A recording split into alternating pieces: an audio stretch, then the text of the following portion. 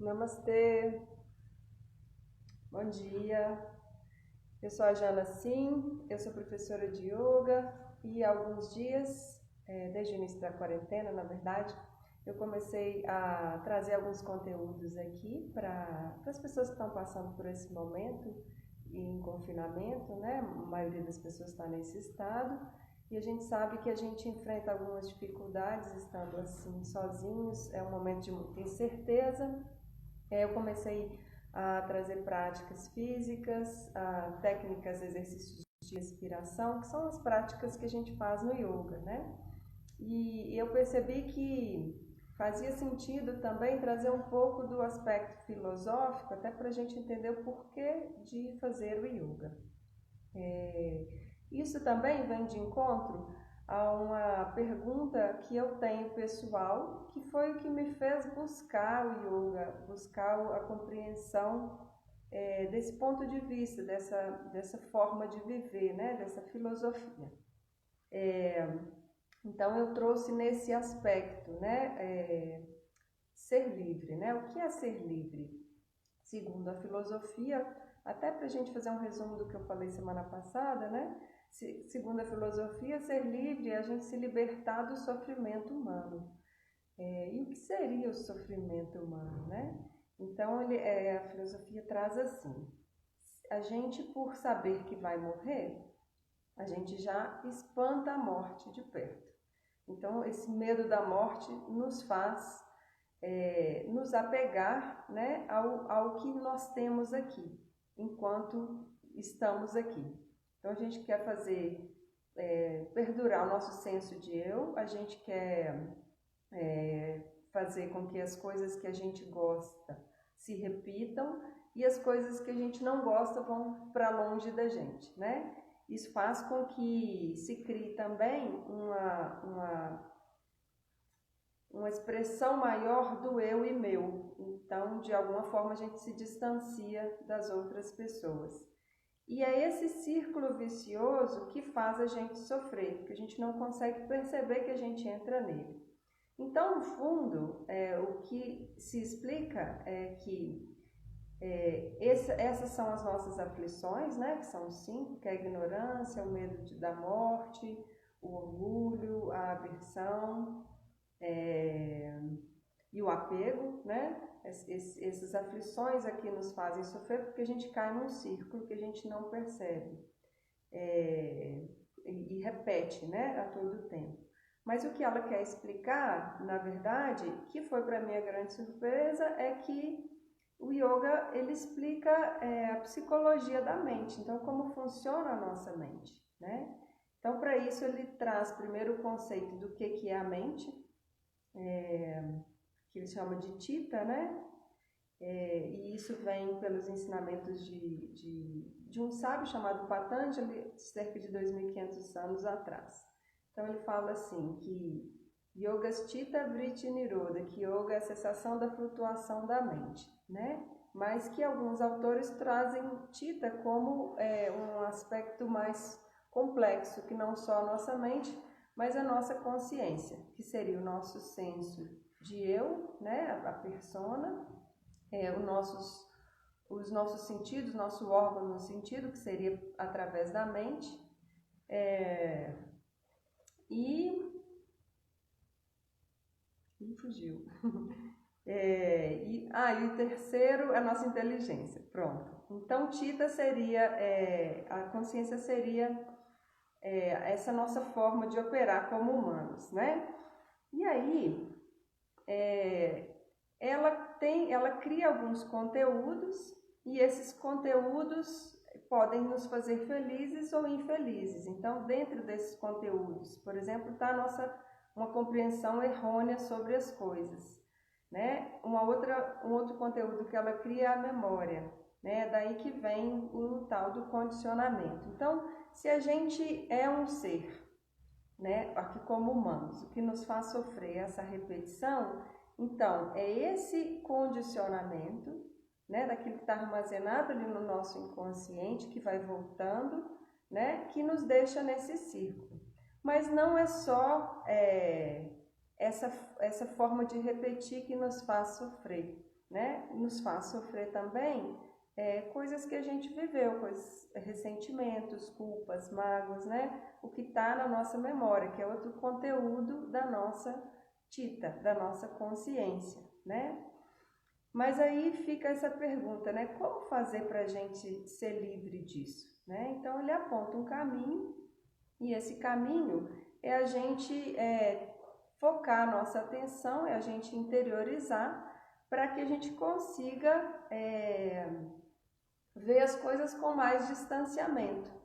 Ele chama isso, logo no primeiro capítulo, né, de samadhi. É a gente trazer uma clareza e dissolver esses conteúdos armazenados, né? Eu dei esse exemplo semana passada, que ele é um exemplo que eu acho muito fácil entender, que é como se a gente fosse uma vidraça, que dentro tem uma luz, mas que esse condicionamento, essa repetição vai criando camadas, camadas e camadas, e ela vai ficando, vai impedindo que essa luz seja vista por fora, e de fora a gente só reflete o que está fora mesmo, porque isso chega a tampar o que está dentro.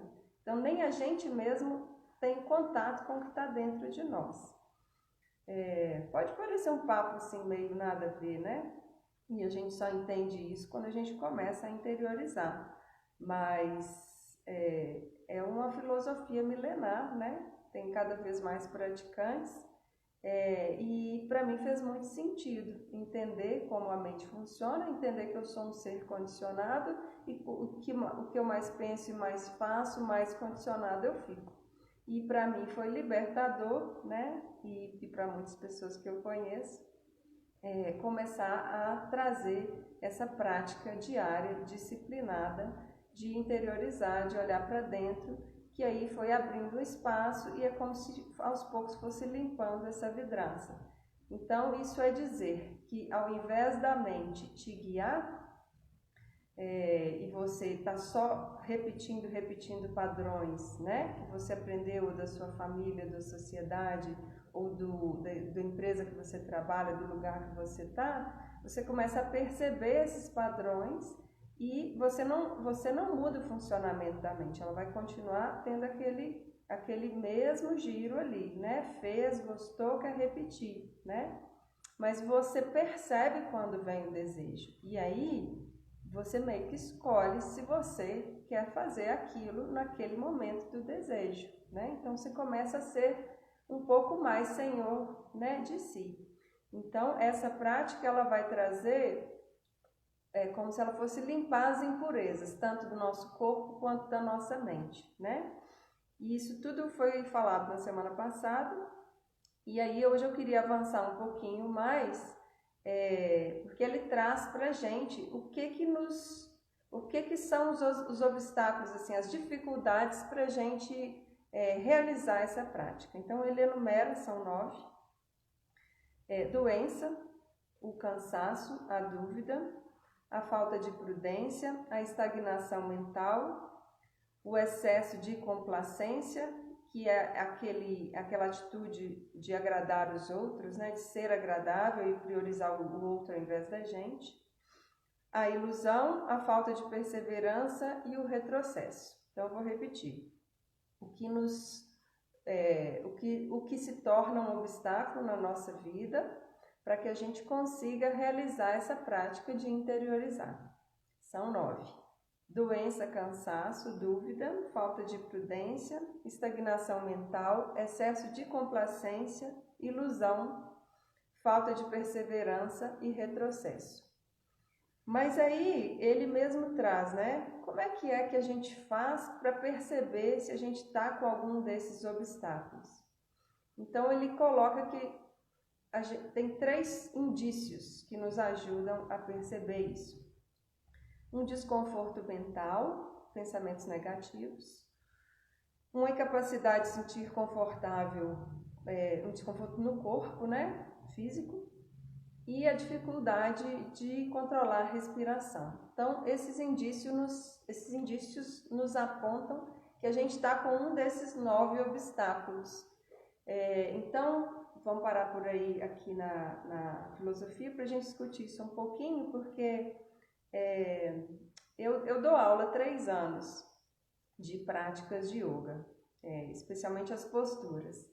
E eu já tive tenho muitos alunos, mas já tive muitos alunos também que estavam ali há meses praticando e de repente a pessoa, né, some, né? E ela mesma nem sabe por que ela parou, ela dá um motivo, mas às vezes ela nem entende por que realmente ela deu aquele motivo, né, depois de um tempo. Ou muita gente procura e pergunta, quais os horários, como é que eu faço? E às vezes a pessoa vem, faz uma aula experimental, desiste, ou tenta vir e não vem, né? Então são exemplos aqui, né, que eu estou dando, para a gente ver que é humano isso, né? É o funcionamento da nossa mente que é assim, e é assim que o corpo opera, assim que é a nossa condição humana, né? Então, esses ensinamentos que vêm lá de 2.500 anos atrás, vieram de vários yogis que foram solidificados ali, né? Consolidados ali num livro, mas de pessoas que praticavam. Então, eles mesmos conseguiram identificar esse caminho. Olha, a gente entendeu que o sofrimento humano vem a partir dessas aflições, né? E essas aflições acontecem porque a nossa mente é um mecanismo que se condiciona. E para a gente conseguir parar esse condicionamento sem a gente perceber e a gente começar a mudar um pouco essa forma de operar, limpar esses conteúdos que estão lá e trazer mais clareza e perceber quem a gente realmente a gente enfrenta outras dificuldades, que são essas 9 aqui que ele elencou, né? Então, isso nos faz, na verdade, assim, aqui no início que eu comecei a praticar uns anos atrás, que eu tive acesso a essas informações, isso me trouxe tremenda liberdade, porque só de entender, né, como a gente funciona e entender qual que seria o caminho para sair disso, já foi para mim uma revelação, né? Então, basicamente, se a gente tem desconforto mental, desconforto no corpo, né? Dificuldade de respirar, a gente está com um desses 9 obstáculos, né? E a gente está vivendo ali num momento, num processo de dificuldade, onde a prática vai ser benéfica para nos libertar. Então, a prática, ela vai reduzir essas impurezas mentais e físicas, e ela vai dar para a gente também uma visão que é o próximo passo para a gente entender tudo isso, né, dessa filosofia.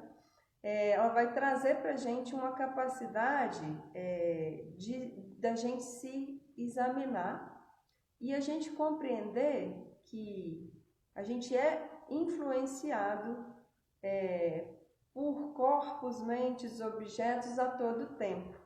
O que vem de fora influencia a gente. Então, não só a gente já tem um condicionamento aqui no inconsciente de muitos anos, né? Como o que nos acontece no dia a dia vai continuar nos influenciando. Então, a forma de a gente dissolver isso é praticar essa interiorização. Ele até fala, né, que são afetos, né? A gente vira um joguete nas mãos dos afetos que a gente tem na vida, no dia a dia. Então, não é à toa que existem vários tipos de terapia, né? Porque a gente tem os nossos sofrimentos diários, a gente tem as nossas lutas diárias e a gente tem o conteúdo que está na nossa memória. Então, como não sofrer, né? Como não sofrer por isso?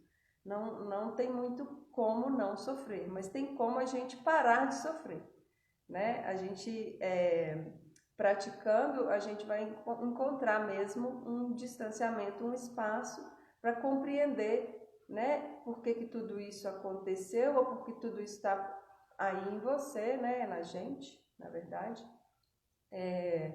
E vai nos dar mais condição de responder às situações que nos acontecem, né?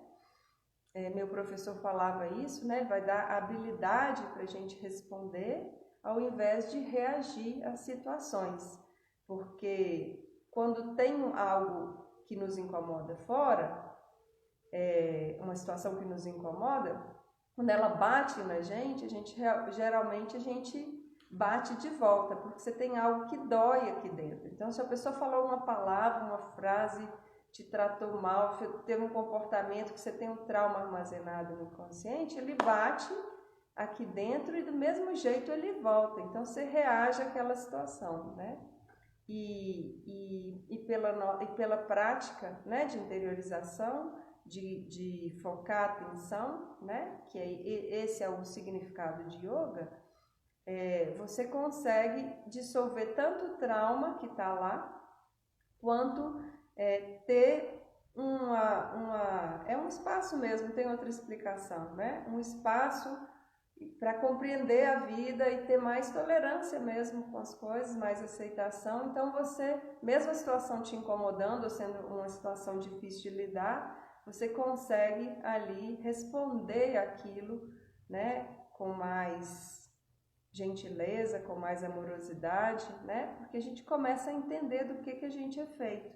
E tudo isso que nos formou ou que continua acontecendo de pesado, de difícil no mundo, são só situações e são passageiras.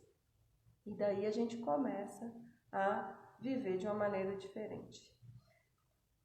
Então hoje era isso, era para a gente entender, né, os que se chamam de 5 causas de sofrimento, entender os conteúdos da nossa consciência, como esses conteúdos nos condicionam, e nos aponta, e a filosofia nos aponta para um caminho de como a gente viver nessa clareza, que é viver com a vidraça limpa. Então, como limpar essa vidraça?